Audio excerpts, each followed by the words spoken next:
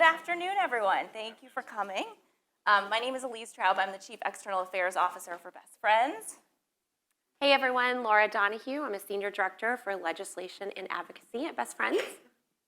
Hi everybody, I'm Eric Swafford. I'm the Senior Manager of Campaign Strategy here at Best Friends. And before we get started, I want to let everyone know this is going to be a partially interactive session. So we're going to share a little bit of background for all of you, but then we want to be able to help all of you with whatever it is you need help with as it relates to getting your elected officials to support whatever you're trying to do in your shelter or rescue. So we're going to talk a little bit, and then you're going to have the opportunity to share something that you're struggling with, that you're looking for advice and help on. So I just want to mention that now. Think about it. If you have anything you want our help on, we are happy to help you try to solve for it. So keep that in mind for later in the presentation. Also, if you haven't seen on the app, you can look at the downloads for this session. And we kind of like to nerd out on policy stuff here. So we put a few things in there, but we didn't want to leave anything out. So there's lots and lots of resources in the download section. So don't forget to look there. We might be the session with the most attachments, so you are welcome. Go right ahead. All right. Yeah. Just like with anything else, when we're starting to talk to elected officials and we want them to say yes, it starts really simple. It starts with building relationships. And the time to build relationships is before there's an ask, before you're going to ask somebody to do something. And think of it this way. You know, if someone walks up to you on the street and asks for a favor, and if it's really easy to do and doesn't cost you anything and doesn't take up any time and no one's against it, yeah, you might do it. But if it's a little bigger lift and someone just walks up to you, probably not going to do it. But if your neighbor, your best friend, your brother, your sister, your mom asks you something, someone that you have a relationship with, and they ask you to do something, if you can at all most of the time, yeah, you're going to do it. Elected officials are no different. So here's some easy ways to start building relationships, because building relationships with elected officials is extremely easy. First thing, the easiest thing in the world to do, start following them on social media. Every elected official there is on social media because they want to be in contact with their constituents. They want to build a relationship with you because that's actually how they get reelected, which, as we all know, the first thing on every elected official's mind is the next election. That's just the way it is. That's just the way we work. As a former elected official, I can tell you that's exactly what's top of mind. So start following them on social media. Then when you do, you'll start noticing that they always have community events, especially around campaign season.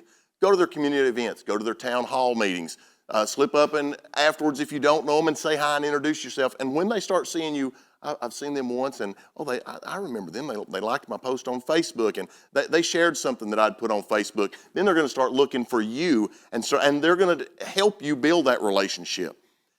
And then something that may sound old school, and that's okay. When you see that they've done something for your community, maybe they helped get a grant, maybe there's an infrastructure project that they've worked on, maybe they've helped pass a piece of legislation, whether it's your city council member or your United States senator. They helped pass a piece of legislation that was important to you. Sit down and send them a thank you note. I can tell you from spending 6 years in the General Assembly in Tennessee, I can count on one hand the number of handwritten thank you notes I got, but I can tell you those people, when they called, they got a call back because it was really clear that they were watching, they were paying attention. So I wanted to make sure that I connected with them. It's easy to do. And then something that takes just a little bit more effort but will absolutely solidify those relationships, get involved in their campaigns if you can. You know, spending one afternoon volunteering and ringing phones or knocking on doors or helping put up signs for somebody, it's amazing how far that goes. And I can tell you, once you establish that relationship, once you have that connection built, making that ask is a whole lot easier. And make it personal. You know, legislative issues, public policy, politics in general is not personal, but you can be. It absolutely can be personal between you and your elected official. And I was talking to a former colleague of mine just yesterday morning, and we were talking, and he got to talking about a piece of legislation that we passed back when he was in the General Assembly with me, and it was the one that put a bittering agent in antifreeze. Tennessee was the first state in the country to say that all antifreeze, regardless of what size container it was sold in, had to have a bittering agent. And we got that done for one reason and one reason only. The automotive industry was against it. Manufacturing was against it. Everybody you could think of was against it. But when that bill came before the committee, this guy stood up and he told a story about how he and his father lost his dad's dog, Charlie. I remember the dog's name.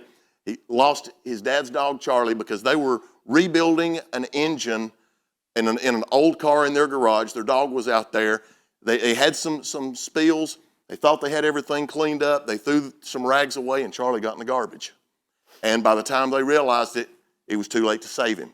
When he told that story, that bill was going to pass, and it was going to pass the way it should have. Became model legislation for the entire country because it became personal for everyone in that General Assembly. It was personal. It wasn't about the legislation. It was about Chris Kreider's dad's dog, Charlie. And that's the way that it can be. Issues may not be personal, but you can be. And then we have to have the right messenger. You know, the truth is that's extremely important. Sometimes the right messenger is someone that has that relationship. Sometimes we don't. Sometimes we actually need to borrow a little credibility. And one of the ways that we do that on a daily basis when we're fighting to end breed-specific restrictions, we borrow some credibility from the International Municipal Lawyers Association. Best Friends worked with them to establish model policy that they recommend that is comprehensive in dealing with dangerous dogs, comprehensive in taking care of communities, making sure that they're safe, and making sure that they're not breed-specific, and making sure that that ordinances that get passed will pass constitutional muster, those sorts of things. Sometimes we have to say, here's an ordinance that is recommended by the International Municipal Lawyers Association. We borrow that credibility, and that's just one way that we do that. And we need to remember one other thing when we're talking about being the right messenger. We don't have to change hearts and minds. We all think we do. We think that when we're talking to an elected official, we've got to make them feel what we feel. We have to make them think the way we think. And the truth is we don't. If it's a fiscal issue that makes them vote with us, if it's because their neighbor called them, if that's the reason they vote with us, if it's to get us to be quiet and stop ringing their phone and sending them emails, and they still don't like the issue, what do we care? The animals that are dying in America's shelters do not care if the elected officials that put public policies in place that keep them from getting out, they don't care why they vote with us. They care if they can make it out of there alive. So we need to remember that, we need to get the yes. We need to get barriers removed, and we need to do that however we need to do that. And if they think like we do, great. If they feel it in their heart, that's wonderful. But if they don't, that's okay. Build a relationship, make it personal, make sure we have the right messenger, and get the yes.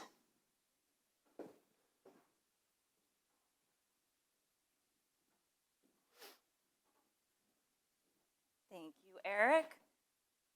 So we're going to talk about how once you've built that relationship, how you actually get that yes. And, I know all of us who work in animal sheltering right now and rescue, we're dealing with a lot. I think all of us would love to just vent to someone in power and say, this is everything that's wrong. We're overflowing with animals right now. We can't get them out fast enough. You fix it. But the reality is that our elected officials are really busy people. They have a vast range of issues that they have to work on. They are not thinking about cats and dogs the way all of us are thinking about cats and dogs. And so we have to make it really easy for them to support our issues. And we really want them we don't want them to solve the problem for us. We want them to support the solution. And so part of that is being really specific about what you need. So for example, if you are drowning in cats and you think you would benefit from a community cat program to help get some of your cats out, and your community has a leash law for cats that makes it really hard to have a community cat program, First, I will say, see if you can do it without an ordinance, because I always say legislation should be your last choice, because it can be hard. It's often the toughest path. But if you really need to do an ordinance, the idea is that you want to go into that conversation and make it really easy for them to support it. You want to have the language ready to go, the edits to your, whatever it is, your local ordinances, your state law, whatever level of government you're trying to change something on. You want to have the language ready to go. It really helps if you have a fact sheet or some kind of basic bullet points about the information. We are going to give you a lot of stuff today that are books, like many pages long. Don't give them that. They won't read it. Give them a one page with pictures, like just the very basic info, because they don't have a lot of time to read it. And as Eric was talking about, the people who support it is really important too. So helping them understand that there are supporters in their community, third-party validators like the Municipal Attorneys Association that Eric mentioned. And sometimes it doesn't even have to be a group that has specifically endorsed our legislation. It just can be somebody in the community who's powerful, who has the ear of the person you're trying to convince, and talking to them and getting them on board can be really helpful. And the last piece too is make sure that you're talking to the right level of government. So your congressman in DC is not the person who is doing your local city's budget. And there's a lot of issues in some states that are just on the state level, and your local city council can't impact that. So make sure that you know the right level of government that you're talking to, so you're actually talking to the person who can solve it. And as Eric mentioned, elected officials are always thinking about getting re-elected. That is their real focus. And so they want to know what voters think about the issue.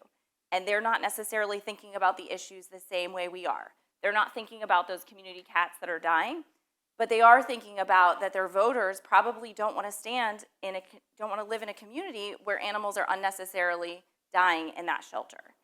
And there's a lot of, the interesting thing about a lot of our animal issues is they're issues that local government gets complaints about, to be honest, right? You've probably heard this you've probably had a local elected official, if you run a shelter or rescue, come to you with hearing about an issue. But, whether it's free roaming cats causing issues, or stray dogs, or barking dogs, a lot of times elected officials are getting complaints from their constituents related to animals. And they want to, as part of their constituent services, they want to solve those. And so if you can help frame the policy that you're trying to change in the context of how it's going to help some of those complaints, that is huge. The other thing they really care about is budgets. So if you can talk about how, best case scenario, how it saves government resources. That's best case scenario. I know sometimes they don't, but if it can be even budget neutral, that's really important to talk about, because that can solve a problem without causing any extra budgetary needs. And then there's just the general benefit to voters and the positive value of living in a community where animals are not unnecessarily dying in shelters. And the last thing that I want to make sure you all remember is that a lot of legislators, there's going to be times where they're really not going to agree with you. In my career, I've worked on a lot of different types of legislation, and for every issue that I've worked on, animal or not, there's a real spectrum. So you've got the people at one end that are always with you, they care about your issue wholeheartedly, you just have to tell them how to vote on it and they will. And then there's the people on the other end, they hate you, they never support you, they're never with you. And then there's usually a lot of folks in the middle who have sometimes they support you, sometimes they don't. So my point in this is that if you have someone who's not supportive on one issue, if they were a real thorn in your side while you were trying to get a change, and they were a problem and they were a roadblock, that doesn't mean that the next time you need something from them, or the next time you're going back to your city council or your state legislature, don't count them out. Because a lot of times people have different positions on different issues for all different reasons. I can tell you one of the first issues that I worked on in my career was greyhound racing. And we had a lot of people who supported our bills who really didn't care at all about dogs, but they didn't like gambling, or they didn't like the fact that the states were paying more money to regulate this industry than they were generating from it. And they supported our bills for that reason. And so you can get people on your issues even if their hearts are not in the same place that yours is. So I'm going to turn it over to Laura to talk a little bit about some very special research that Best Friends has done, getting really specific on this issue. So we can hopefully be a resource to all of you.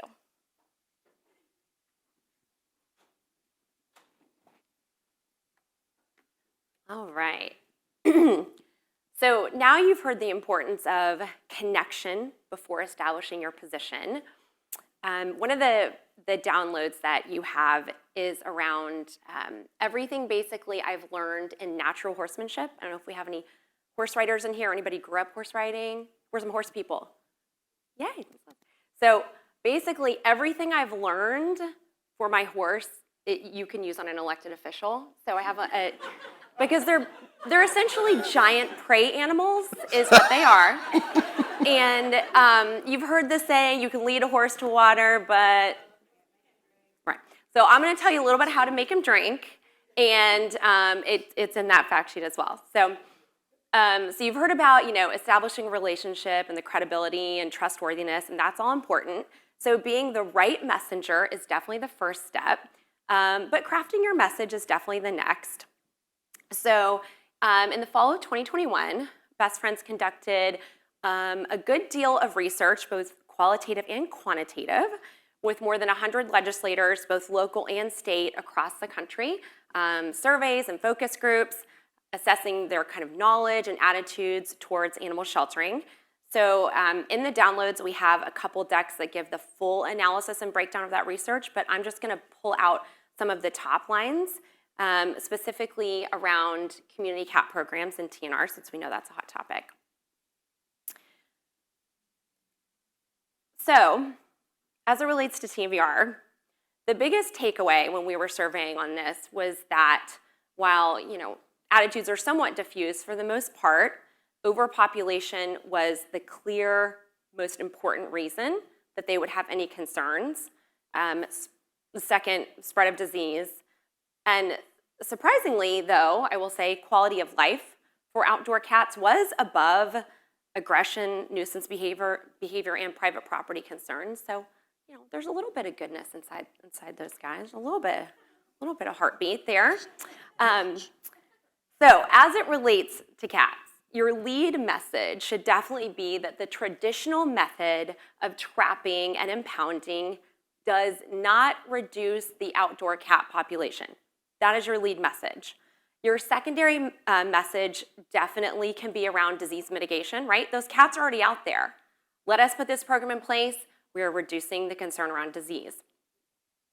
But by and large, you really need to drive home, listen, if rounding up and killing cats was effective in reducing outdoor cats, we would not be here talking. So you have a problem, I have a solution. That's the lead message that's gonna get their attention. And remember your audience, for the most part, your local county commissioner or your city council person, they feel like they were hired to ensure that the community is a safe, healthy, prospering community, right? That's their commission.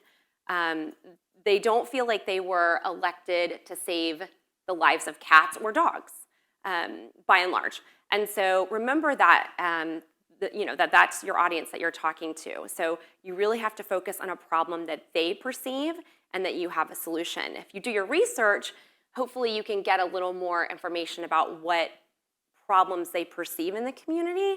And if you haven't been able to figure that out in advance, when you're meeting with them, get them talking. Elected officials love to talk, actually love to talk about themselves. So it's usually not hard, and you can usually get a little bit of information about what problems do they see in their community, and then you can kind of pivot a little bit when you're talking to them. We did notice in our research that some people may be familiar with the CDC has a social vulnerability index, sort of a way of assessing communities that are most vulnerable. For those lawmakers, even reducing an outdoor cat population wasn't necessarily motivating or concerning to them, but they did resonate with the idea that perhaps the current method of animal control is really inefficient and perhaps wasteful of resources. And if we can implement this kind of animal control services, then we can better utilize our resources and free up people to focus on problems that they perceive are more important problems. And that's fine. It's kind of like Eric said, like, We don't need to convince them that our cause is the most important problem in the community, but we can talk to them about better and efficient animal control services, and then that can free up resources for their problems. So you can always find a way to resonate that way.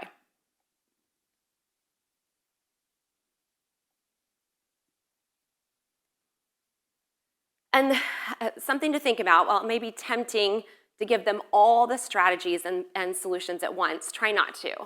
When you have that first meeting with them, just plant some seeds.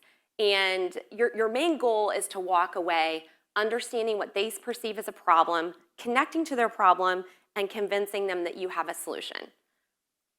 In the conversation there, and find that next opportunity to connect more. Hopefully you have a chance to maybe invite them to your shelter or your rescue. Maybe they could come out and see a community cat program in action.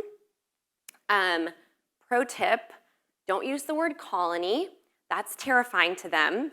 They envision like Planet of the Apes, except for it's cats. So, talk about a group or maybe a family. Let's stay away from colony.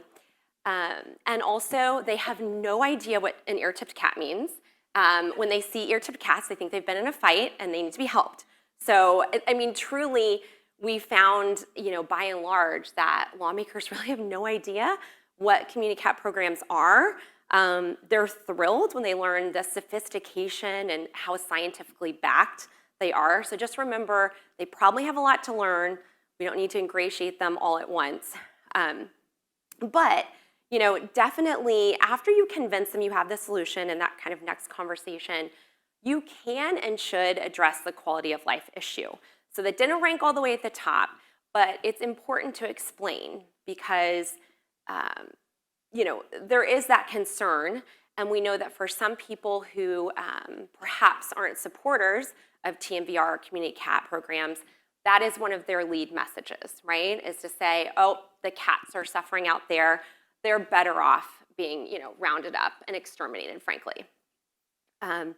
So it is important to explain to the lawmakers that if you see a healthy cat outdoors and it appears to be thriving, that's because it is. And that absolutely, if there is an animal that is sick or injured or suffering, those are the exact animals that we want to create space for in our shelter. But that space is precious.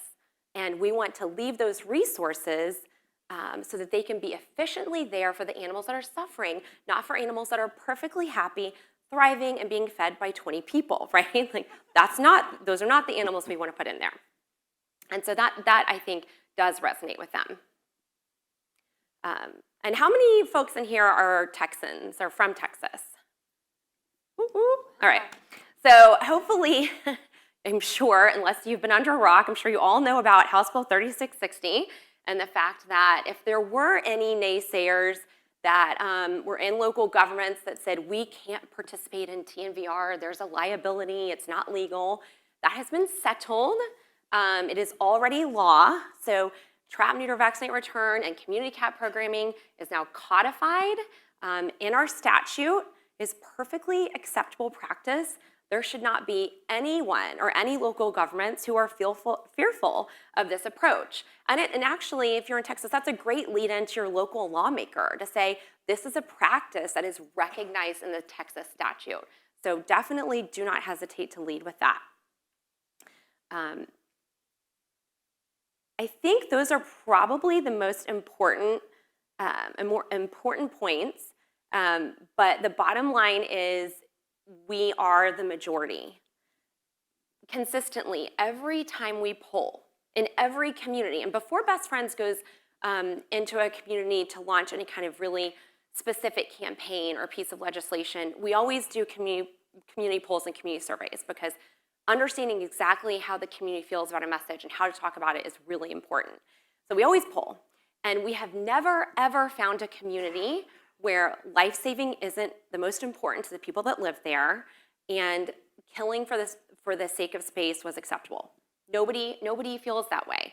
So I know that very often when you're working on these issues, there's some opposition out there and sometimes it can feel like you're swimming against the tide.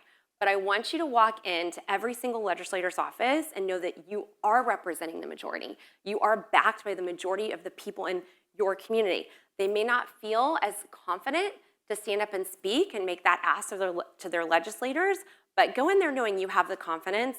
And please don't hesitate to reach out to us. We've got a million different statistics. We can slice them any way you like, saying how many people love community cats, how people are absolutely not willing to go back to the 1950s where we simply kill for convenience, right? So you have the majority, so have that confidence when you're reaching out to elected officials. And so before we go into this practice session, I just want to do a little experiential survey, if you will. If you will just indulge me, if everyone will stand up, please. Okay, I'm going to ask you to stand if you know the answer to the question. The first question everyone knows, okay? So it's, and just in your head. You don't have to say it out loud. So who is the President of the United States? Everybody knows who that is. That's why you're all standing. Okay. Continue standing if you know who your 2 United States senators are. No judging. Thank you for being honest. Okay. Continue to stand if you know who your specific United States House of Representatives is. Okay? Continue standing if you know who your state senator is. Again, not Congress. They go to your state capital, not DC. Okay, same group. What about your representative in your state house? Again, not Congress. They're in your state capital. Okay. Okay, this is not bad. Okay, who knows who their county commissioner is? Your county commissioner. Okay, that's impressive if someone stands up, they didn't know the others. Well, I know that person. Okay. You got that one? You got that one? Okay. Here we go, you got some up and down. Okay. What about if you know your city council person? You know yours? Yeah? Hey, I like that. I like to see the reverse. And your mayor. Mayor. This is great. Thank you for indulging me. Because the last people I mentioned, those are the people that are most powerful as it relates to animal sheltering. And it is a struggle because, decisions are made by the people who show up, right? So hopefully everybody's registered to vote. We don't have to have that conversation. But it is challenging in our field because everybody votes for the presidential, the congressional stuff. I'm not saying those individuals don't matter on policy at some level somewhere, but they certainly do not affect cats and dogs in animal shelters. They have nothing to do with it, not at all impactful. Your city council person, your county commissioner, and your mayor, they have the life-saving power in their hands. Unfortunately, those races are the least participated in. As a country, we do not vote in those races. So the good news there is that you can build these relationships and become very easily known. Whereas, try to establish a relationship with your U.S. congressperson. I don't even bother, really. It's just not possible. But, if you're the Weslaco stat on the mayoral, votes was it? This is important. Yeah, okay, so city of Weslaco, somewhere between 50, 60,000 people, 800 people voted for the mayor. Guess what? He knows every single one of those 800 people. Guess what? It's also one of the communities with the biggest life-saving gaps in Texas, second in the country. So many animals are dying, and there are 800 people who are way more powerful than the other 49,000. So don't forget that at the end of the day, the most powerful thing you can do is vote, because voter rolls are public. Did y'all know that? They're public. Not who you voted for, that's private. Don't get scared. You can vote for whoever you want. Who you voted for is private. But the fact that you voted is public, and it's public record. And you can buy that data. And we buy that data because we like to talk to those people. So your elected official knows whether or not you voted. And guess who they give most attention to when people call complaining? The people who are going to show up at the ballot box. So that's definitely the very most important, powerful thing that you can all do. So with that, we wanted to maybe solve some of your questions, and at least what's the toughest question. So I do. We've got somebody in the front row, right out the gate. And just for anyone who came in late, anything you're trying to solve in your community as it relates to elected officials, government decision makers, we'll take as many as we can.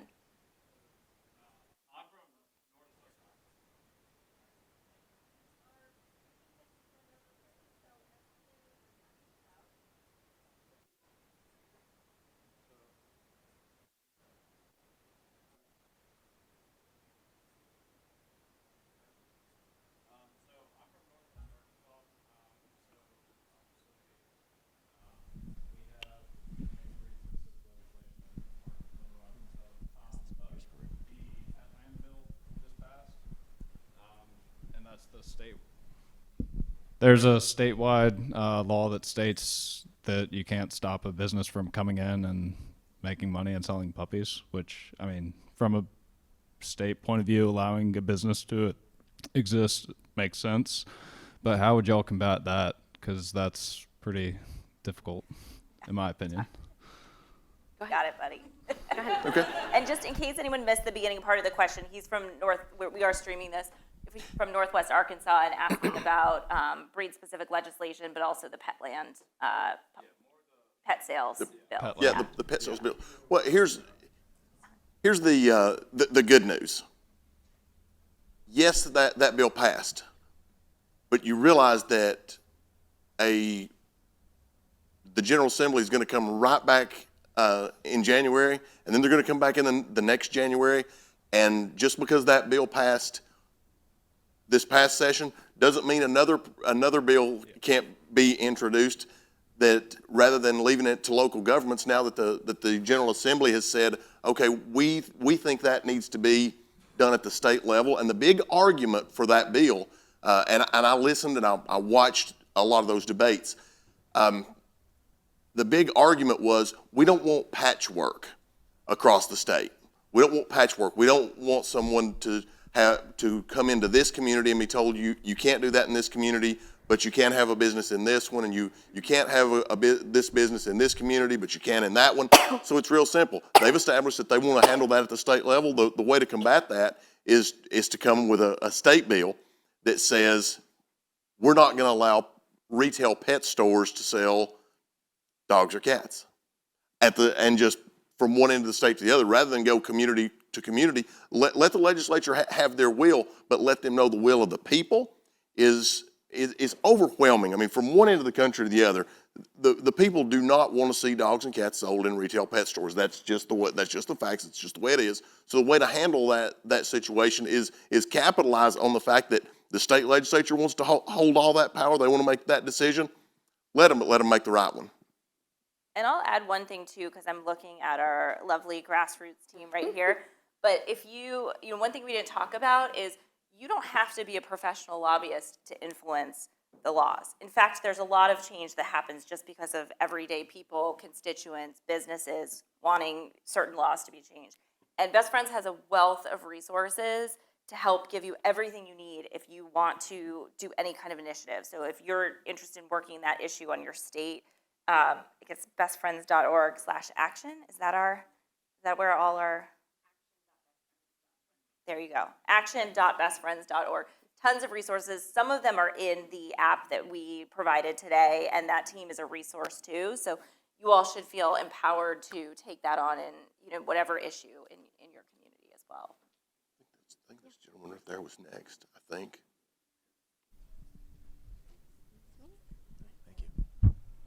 Okay. Hi. My name is Brian. I'm from Miami, Florida. I actually don't run a rescue organization, but actually a private business. And I would like to work with rescues, and of course the larger ones being municipal. Can you adjust any of these recommendations that you've given for a private, for-profit business working with legislators to create a private-public partnership of some kind? How does that change? I mean, is the language different? I imagine much of it would be the same, but I don't know. When you hear for-profit in this world, it tends to turn some people off, and I think that's my major impediment. But what would you say about that scenario? I mean, the only real kind of guardrails around for-profit as it relates to lawmaking is really in the campaign space.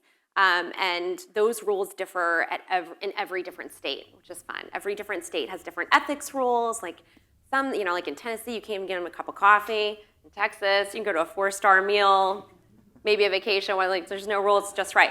So it depends. It's different in every state, and it does on the corporate regulations tends to differ too. But by and large, business leaders are exactly who legislators want to hear from, right? They love business leaders. So if you can be, if you have that meeting and you're having that meeting in the chamber space or with a for-profit business and you can connect your life-saving issue to the fact that it's good for business, that's a win-win. You shouldn't, have any concerns about approaching policy making from a for-profit space whatsoever. And which actually, there's another question I like to ask. Who thinks that 501c3s should not or cannot lobby? Good, we've made progress. Oh my gosh. I used to have I'm giving them a round of applause. I used to have to myth bust that like it was my full-time job, I mean, there are regulations in terms of if you're a 501c3, right? C3s were set up to, in the beginning, they were established to augment government services so that taxpayers weren't paying for everything, but to get the private industry into providing services to the community. That's why 501c3s were set up. So they're fine with you being in the policymaking space. It just can't be the majority of what you do. But I would argue, if you are in the 501c3 space, you are sort of morally and ethically obligated to inform policymakers because you're the ones in the trenches. You can tell them what the programming needs are because policy should be informed by programming needs. So if they're not hearing from you, that's when they do dumb things. So your voice is really important, and the for-profit business is for sure. And the other side of that too is that, I don't know what industry you're in, but as a business leader, you're probably connected to industry associations or other companies that might be making campaign contributions. And that is the stuff, a lot of these shelters are not going to have a PAC or contributions. And so if you can endorse or support policy, that is really valuable to the nonprofit community too. Yeah, okay. And that's absolutely perfect answer. That actually addresses a lot of my concerns. And I actually want to jump onto something. Sorry if I'm stealing somebody's time, but you mentioned lobbying and things like that. How would you approach lobbying if your organization, this is actually part of another group that I actually am on the board of, and it's a totally separate question, but how would you approach lobbying if there are other organizations lobbying in the opposite direction that are much larger and much more well-funded, but maybe their vision doesn't align or their motives aren't really for the public good? I know that's very vague, but That's the story of our life. That's I think it's a good question. Yeah, it's like a David and Goliath type of situation where you are in the right, but there's this other organization that has tens of millions of dollars to throw at lobbying. So how would you approach two that? things to help you feel really empowered in that space. One, we're obviously never the biggest finance industry that walks into a room, right? But they know that the majority of Americans have pets. They know that the majority of Americans feel like their pets are family. So you have the pulse of their voters when you're talking about these issues. And all the money in the world can't walk into a ballot box and press the button, right? That's still a physical person that does that, fueled by some sort of belief. And we've pulled on this in a couple different ways. We just did a national poll. The results came in over the weekend. It's so hot off the press, we don't even have it on our website. But I'll give you a little glimpse that it was somewhere around nearly half or the half, more than half maybe. But it was the majority of respondents did say that if they knew where a candidate stood on animal sheltering policy, that would affect their vote. That is huge. And by the way, when we cut the crosstabs, we had it was 20% Democrat, 20% Republican, 20% Independent, 20% I didn't know there was a political party, whatever. But it was even, okay? So it is, I challenge anyone to tell me a true nonpartisan issue that affects voters in the ballot box. It's it. We're it. This issue is it. All right? And everybody's always looking for that magic swing vote, right? We are the swing voters. So when you talk to them about it, and then we can give you some of our polling data that we'll have out soon, that can give them that confidence. But we have the majority, so that's where you should feel very powerful. Do we have another question? There was a lady. This room is like hard to Yeah, look know. at everyone. I can't see everybody over there. I'm sorry if I'm. Sorry, if I'll missing try to be one. quick. I think there's only like 5 minutes left. So I'm also from Northwest Arkansas. Right now we have a mentorship partnership with HSUS for the ACO 2 towns over. It's just him. He works 7 days a week. He's working out of 2 buildings. One of them is a water treatment plant with no air conditioning and somehow no water. And that's where his dogs are staying. So basically what he and I are doing, I'm going over there weekly and helping him just clean out this old cop shop as best as I can to make it basically a functioning shelter temporarily.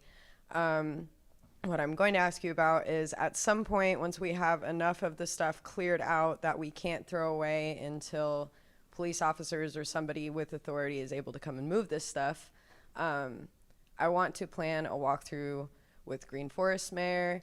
I want to talk to him about budget and we'd basically need renovations done to the building to have indoor kennels, which is humane.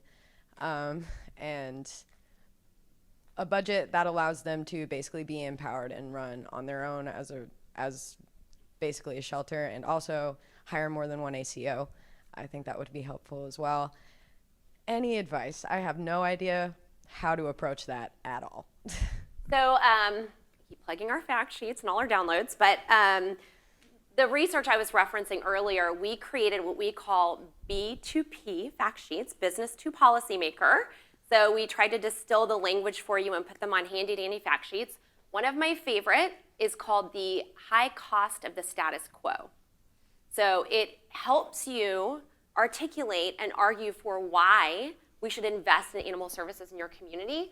So I think that could be a helpful resource for you. And I know we're getting close to being out of time, so happy to, our contact information up there, and we're happy to keep the conversation going. Thank you. And one piece of, or maybe 2 pieces of homework for everyone, especially since we have so many Texans in here. But one is, if you didn't stand up because you didn't know who your mayor and your city council person is, your county commissioner, that's hopefully one of the first things you're going to do when you get home, and make sure they know you, as well as register to vote. Plenty of time still to do that. But then also in Texas, and this isn't the case in a lot of states, but in Texas, most localities are mandated in statute to have an animal services advisory committee. That, for me, can sometimes be super annoying because it's one more group of people I need to lobby. However, that is a very powerful group of constituents. They are usually appointed. So when you establish that relationship with your city council person, then they can appoint you to this very important committee. And it is the Animal Services Advisory Committee that informs the city council and tells them how to vote on issues. And they listen to them. So since we have so many Texans in here, I hope every person in this room is gonna make it their goal to get on your Animal Services Advisory Committee. That will be super helpful. One last plug, Kathleen will wave it. So we have these printed out, and obviously they're for download too, but they're here. And I have to give Kathleen a lot of credit because she put this together, but it's called the Due Diligence Playbook. And it's a manual that helps you create the most effective campaign to get to your yes. So if the ask you have is pretty sizable, like we need more money in the budget, or I want a community cat program, right? Like it might not be an easy yes. If you do your due diligence, you will be much more effective. And we knew we couldn't cover that in 45 minutes, so we created a playbook. And we have them printed out in the back. I hope everyone can take one. And thank you again, everyone, for coming. We're so grateful to all of you.